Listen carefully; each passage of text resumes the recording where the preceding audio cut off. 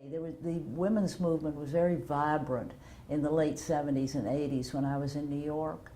And I was very excited and really inspired by what was going on then. Quite astonishing to me how little Kentucky had changed in the 20-odd years I'd been away. That was in a way very attractive. It seemed very stable. Everything was going on just the way it always had, as far as I could tell, coming back after that period of time. And I felt really we're lagging behind. Women in other parts of the country have made more progress, it seemed to me, than they had in Kentucky. There were very few women in top positions at the companies here. Women didn't seem to appear very much in the press, except if they were getting married or dying.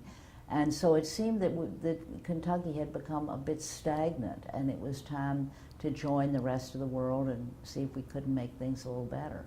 I think anyone who sticks her neck out is going to be called crazy, and certainly starting the foundation was sticking my neck out. It's still a rather unfamiliar idea.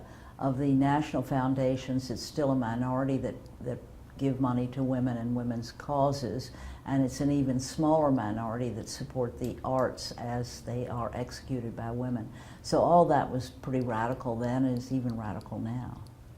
Well, some of those early board meetings were, shall we say, chaotic.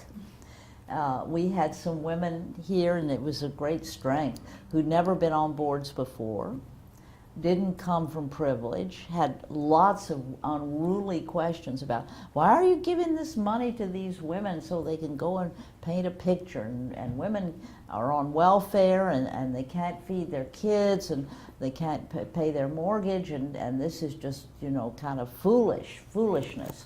So there were a lot of really, in fact, I remember one time I had to get up and leave. It had gotten so rough and wild. And that's great. I don't know that that happens anymore. That was very much about the early days, because when you're putting together a board with a lot of outreach, you're going to get women who don't agree with you. You know, they don't understand your point of view. They're there to argue with you. And in a way, that's very instructive. Various gatherings at Hopscotch. I can remember being there when there was a weekend, or may have even have been a week, of women writers, and getting together in that kitchen at night and just screaming and laughing, I don't know what about, after drinking some wine and eating some good food. Oh, that was a lot of fun. I loved that. That was a lot of fun. You'll be glad to know the wine still flows Oh, at Hopscotch. good. I'm glad to hear it, Joe.